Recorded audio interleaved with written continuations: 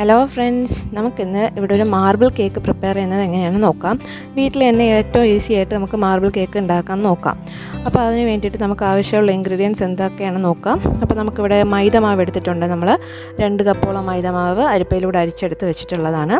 അതിനുശേഷം ഒരു 2 table spoon cocoa powder, അതും അരിച്ചെടുത്തിട്ടുള്ളതാണ് കേട്ടോ. അതിനുശേഷം നമുക്ക് ആവശ്യമുള്ളത് ഒരു 1/2 കപ്പ് സൺഫ്ലവർ ഓയിൽ അല്ലെങ്കിൽ വെജിറ്റബിൾ ഓയിൽ യൂസ് ചെയ്യാം. വെളിച്ചെണ്ണ ഒരു കാരണവശാലും യൂസ് ചെയ്യരുത്. പിന്നെ ഒരു അല്പം വാനില എസൻസിന് വേണ്ടി വാനില എസൻസ് എടുത്ത് വെച്ചിട്ടുണ്ട്. 1 കപ്പ് പാല്, തിളപ്പിച്ച് തണുപ്പിച്ച പാലോ അല്ലെങ്കിൽ നമ്മൾ ഫ്രിഡ്ജിൽ നിന്ന് എടുത്ത് പുറത്ത് വെച്ച് റൂം ടെമ്പറേച്ചറിലുള്ള പാലോ യൂസ് ചെയ്യാം. പിന്നെ ഒരു 1.5 കപ്പോളം പൊടിച്ച പഞ്ചസാരയാണ് ഇവിടെ എടുത്തിട്ടുള്ളത്, മധുരത്തിൻ്റെ കണക്കനുസരിച്ച്. പിന്നെ ബേക്കിംഗ് പൗഡറും ബേക്കിംഗ് സോഡയുമാണ്. അത് നമുക്ക് യൂസ് ചെയ്യുന്ന സമയത്ത് അളവ് പറയാം. നമുക്കിവിടെ അതിന് മുമ്പായിട്ട് തന്നെ കേക്ക് പ്രിപ്പയർ ചെയ്യുന്ന ടിന്ന് ഗ്രീസ് ചെയ്ത് വെച്ചിട്ടുണ്ട്. ഓയിൽ പുരട്ടിയ ശേഷം മൈദമാവ് തടവി റെഡിയാക്കി വെച്ചിട്ടുണ്ട്. ഇനി നമുക്ക് അതിൻ്റെ പ്രിപ്പറേഷനിലോട്ട് കിടക്കാം. അപ്പോൾ ആദ്യം തന്നെ മൈദമാവിലേക്ക് ഒരു 1.5 ടീസ്പൂണോളം ബേക്കിംഗ് പൗഡർ ആഡ് ചെയ്ത് കൊടുത്തു. അതിനുശേഷം നമുക്ക് ഒരു 1/2 ടീസ്പൂണോളം ബേക്കിംഗ് സോഡ ആഡ് ചെയ്ത് കൊടുക്കാം. ഇനി ഇതെല്ലാം കൂടെ തന്നെ ഒന്നുകൂടെ ഒന്ന് മിക്സ് ചെയ്തെടുക്കാം. എന്നിട്ട് അതിന് ശേഷം വീണ്ടും ഇതൊന്ന് നമ്മൾ അരിപ്പയിലൂടെ അരിച്ചെടുക്കണം. അതെന്താണെന്ന് വെച്ചാൽ നമ്മൾ ഈ ഇങ്ങനെ മിക്സ് ചെയ്ത് ഈ ബേക്കിംഗ് പൗഡറും ബേക്കിംഗ് സോഡയും യൂസ് ചെയ്തിട്ട് മിക്സ് ചെയ്യുന്ന സമയത്ത് വീണ്ടും ഈ മാവ് കട്ട കെട്ടാനായിട്ടുള്ള സാധ്യതയുണ്ട്. അതുകൊണ്ടാണ് നമ്മളിത് ഒന്നുകൂടെ അരിച്ചെടുക്കുക എന്ന് പറയുന്നത്. അപ്പോൾ ഇതൊന്ന് അരിച്ചെടുത്ത് മാറ്റി വെച്ചിട്ടുണ്ട്. ഇനി നമ്മൾ മറ്റൊരു ബൗളിലേക്ക് നമ്മൾ എടുത്ത് വെച്ചിരിക്കുന്ന ഓയിൽ ഒഴിച്ചു കൊടുക്കുക. അപ്പം നിങ്ങൾ ശ്രദ്ധിക്കുക, സൺഫ്ലവർ ഓയിൽ ഇല്ലെങ്കിൽ വെജിറ്റബിൾ ഓയിൽ, ഏതെങ്കിലും വെജിറ്റബിൾ ഓയിലായാലും മതി. അതിനുശേഷം നമ്മൾ നേരത്തെ പൊടിച്ച പഞ്ചസാര ഇവിടെ എടുത്ത് വെച്ചിട്ടുണ്ടല്ലോ, ആ പൊടിച്ച പഞ്ചസാര ഈ ഓയിലുമായിട്ട് നന്നായിട്ടൊന്ന് ബ്ലെൻഡ് ചെയ്തെടുക്കണം.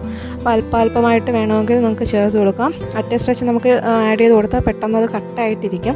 അതുകൊണ്ട് പകുതി ഇട്ട് ഒന്ന് മിക്സ് ചെയ്ത ശേഷം ബാക്കിയും കൂടെ ഇട്ട് നിങ്ങൾ നന്നായിട്ടൊന്ന് ഓയിലുമായിട്ടൊന്ന് അലിയിച്ചെടുത്താൽ മതി.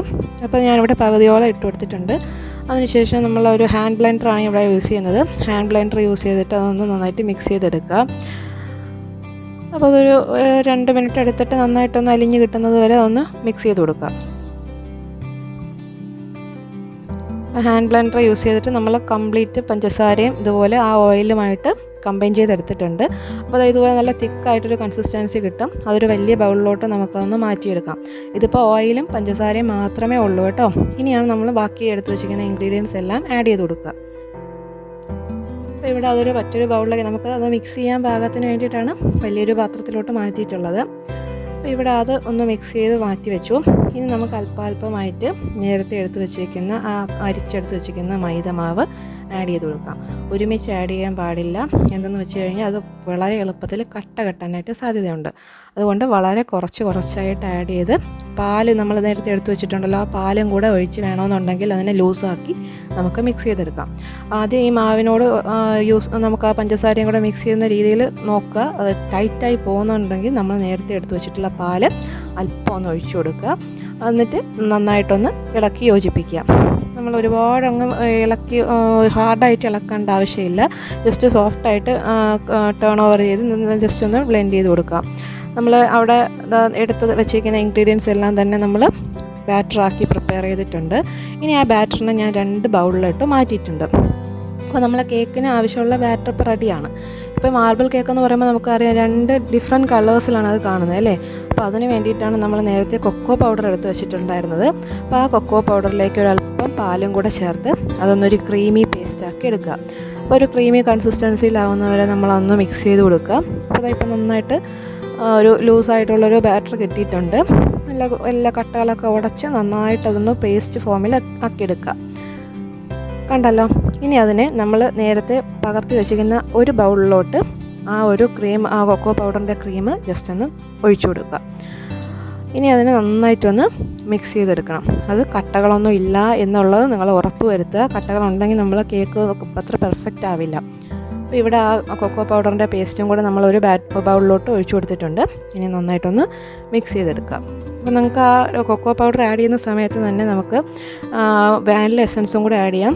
അല്ലെങ്കിൽ ആ ഒരു കൊക്കോയുടെ ആ ഒരു കുത്തൽ മണം ഉണ്ടല്ലോ, അതിങ്ങനെ മുന്നിട്ട് നിൽക്കും. അപ്പോൾ വാനില എസൻസ് നമുക്ക് 2 ബൗളിലോട്ടും ആഡ് ചെയ്ത് കൊടുക്കാം. അപ്പോൾ ആ ഒരു വാനിലയുടെ ഫ്ലേവറും കൂടെ നമുക്ക് കിട്ടും. കൊക്കോ പൗഡറിൻ്റെ ആ കുത്തലും ഒന്ന് മാറിക്കിട്ടും.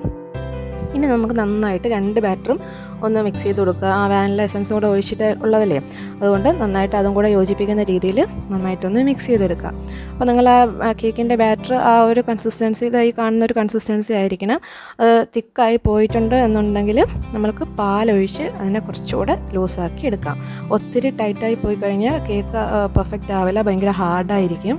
അപ്പോൾ നമുക്ക് ഒരു ക്രീമി അല്ല, ഒരു ദോശമാവിനേക്കാളും ഇച്ചിരി കൂടെ ഒരു കട്ടിയുള്ള ഈ കാണുന്ന ഒരു ബാറ്ററിൻ്റെ ആ ഒരു രൂപത്തിലായിരിക്കണം നമ്മളെ കേക്കിൻ്റെ കൺസിസ്റ്റൻസി എന്ന് പറയുന്നത്. അപ്പോൾ ഇനി നമുക്ക് അടുത്ത സ്റ്റെപ്പ് എന്താണെന്ന് നോക്കാം. നമ്മളെ ബാറ്ററൊക്കെ പ്രിപ്പയർ ആയിട്ടുണ്ട്. ഇനി നമ്മൾ നേരത്തെ ഗ്രീസ് ചെയ്ത് വെച്ചിരിക്കുന്ന ആ ടിന്നെടുത്ത് വെച്ചു. അതിലേക്ക് നമ്മൾ ആദ്യം ആ വൈറ്റ് കളറിലുള്ള ബാറ്റർ നമ്മളൊരു തവയിലോ അല്ലെങ്കിൽ ഒരു സ്പൂണിലോ കോരി ആ ടിന്നിൻ്റെ മിഡിൽ ഭാഗത്തായിട്ട് അല്പം ഒഴിച്ചു കൊടുക്കുക. അപ്പോൾ ഒരു സർക്കിൾ ഫോമിലായിരിക്കും ആ മാവ് വന്ന് വീഴുന്നത്, നമുക്കറിയാമല്ലോ. ഇനി അടുത്ത് നമ്മൾ കൊക്കോ പൗഡർ മിക്സ് ചെയ്തിട്ടുള്ള ബൗളിൽ നിന്ന് വേറൊരു സ്പൂണിൽ നമ്മൾ കുറച്ച് ബാറ്റർ എടുത്ത് നേരത്തെ ഒഴിച്ചതിൻ്റെ പുറത്തുകൂടെ നടുവിലായിട്ട് ഒഴിച്ചു കൊടുക്കുക. അപ്പോൾ അത് തന്നെ ഇങ്ങനെ പരന്ന് വന്നോളും. നമ്മൾ അതിനൊന്നും ചെയ്യേണ്ട ആവശ്യമില്ല. അതിൻ്റെ മുകളിൽ വീണ്ടും ആ വൈറ്റ് ബാറ്റർ ഒഴിച്ചു കൊടുക്കുക. അങ്ങനെ നമ്മൾ ഈ 2 ബൗളിലെയും മാവ് ബാറ്റർ കംപ്ലീറ്റ് ആവുന്നത് വരെ നമ്മളിങ്ങനെ ആ പ്രോസസ്സ് കണ്ടിന്യൂ ചെയ്തുകൊണ്ടിരിക്കുക. അപ്പോൾ അത് ഏകദേശം നല്ല സ്പ്രെഡായി വരും. നമുക്ക് വേറെ ഒന്നും തന്നെ ചെയ്ത് കൊടുക്കേണ്ട. ആ ബാറ്റർ ഇങ്ങനെ ആ ടിന്നിൽ മൊത്തത്തിൽ ഇങ്ങനെ പരന്ന് വരുന്നുണ്ടാവും. നിങ്ങൾക്ക് ഇത് ലാസ്റ്റ് ആകുമ്പോഴത്തേക്ക് മനസ്സിലാവും എങ്ങനെയാണ് ഇത് കംപ്ലീറ്റായി വരുന്ന സമയത്ത് അപ്പിയറൻസ് എന്നുള്ളത്. അപ്പോൾ ഇച്ചിരി ടൈം എടുക്കും കറക്റ്റായിട്ട് ആ ഒരേ അളവിൽ ഇങ്ങനെ ഒഴിച്ചു കൊടുക്കാനായിട്ട്. അത് വിഷയമല്ല, നമുക്കത് നല്ല ഭംഗിയായിട്ട് കിട്ടാൻ വേണ്ടിയിട്ടാണ് നമ്മൾ കുറച്ച് ടൈം എടുത്ത് ചെയ്ത് കഴിഞ്ഞാൽ നല്ല ഭംഗിയായിട്ടുള്ളൊരു മാർബിൾ കേക്ക് നമുക്ക് പ്രിപ്പയർ ചെയ്തെടുക്കാം. കഴിക്കുമ്പോഴും കാണാനും നല്ല രസമല്ലേ.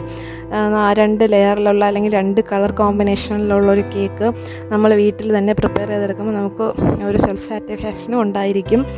എന്താണ്, വീട്ടിലുള്ള എല്ലാവർക്കും ഒരു കൗതുകം ഉണ്ടായിരിക്കുമല്ലോ, ഇതെങ്ങനെയാണ് ഈ 2 ലെയറിലൊക്കെ വന്നിട്ടുള്ളതെന്നൊക്കെ കുട്ടികൾക്കൊക്കെ ഭയങ്കര കൗതുകമായിരിക്കും. അപ്പോൾ അതാ കണ്ടല്ലോ, കംപ്ലീറ്റ് ബാറ്റർ നമ്മൾ 2 കളർ യൂസ് ചെയ്തിട്ട് ഒഴിച്ച് മാറ്റി വെച്ചിട്ടുണ്ട്. ഇനി ആ ടിന്നെടുത്ത് ഒന്ന് ടാപ്പ് ചെയ്ത് കൊടുക്കുക. അതിന് മാവിൻ്റെ ഉള്ളിൽ ബബിൾസൊക്കെ ഉണ്ടാവും, എയർ ബബിൾസൊക്കെ ഉണ്ടാവും. എന്താ കണ്ടോ, നമ്മൾ ആ പുറത്തിങ്ങനെ പൊങ്ങി വന്നിട്ടുണ്ട്. അതിനൊരു ടൂത്ത് പിക്ക് കൊണ്ട് ജസ്റ്റ് ഒന്ന് കുത്തി മാറ്റി കൊടുക്കുക. അല്ലെങ്കിൽ കേക്ക് ബേക്കായി വരുന്ന സമയത്ത് അകത്തിങ്ങനെ പൊള്ളകൾ കാണാൻ സാധ്യതയുണ്ടാവും. അപ്പോൾ ഇവിടെ നമ്മൾ ഇനി ഇതിനൊന്ന് നമുക്ക് ഡെക്കറേറ്റ് ചെയ്ത് കൊടുക്കാം. ജസ്റ്റ് എന്തെങ്കിലും ഒരു ഫ്ലവറിൻ്റെ ഡിസൈനോ അങ്ങനെ എന്തെങ്കിലും ഒരു രീതിയിൽ നമുക്കൊന്ന് വരച്ചതിനൊന്ന് ഡെക്കറേറ്റ് ചെയ്യാം. ഞാനിവിടെ ഒരു ഫ്ലവറിൻ്റെ ഡിസൈൻ വരയ്ക്കാനാണ് ശ്രമിക്കുന്നത്. നിങ്ങൾക്ക് താല്പര്യമുള്ള രീതിയിൽ വരച്ചെടുക്കുക. ചില ആൾക്കാർ നല്ല ഭംഗിയായിട്ടുള്ള ഫ്ലവേഴ്സ് ഉണ്ടാക്കാവുന്നത് കണ്ടിട്ടുണ്ട്. ചില ആൾക്കാർ സ്പൈഡറിൻ്റെയൊക്കെ രൂപത്തിലൊക്കെ ഈ ഒരു കേക്ക് പ്രിപ്പയർ ചെയ്തെടുക്കുന്നതൊക്കെ കണ്ടിട്ടുണ്ട്. അപ്പോൾ നന്നായിട്ട് വരച്ചു കൊടുക്കുക.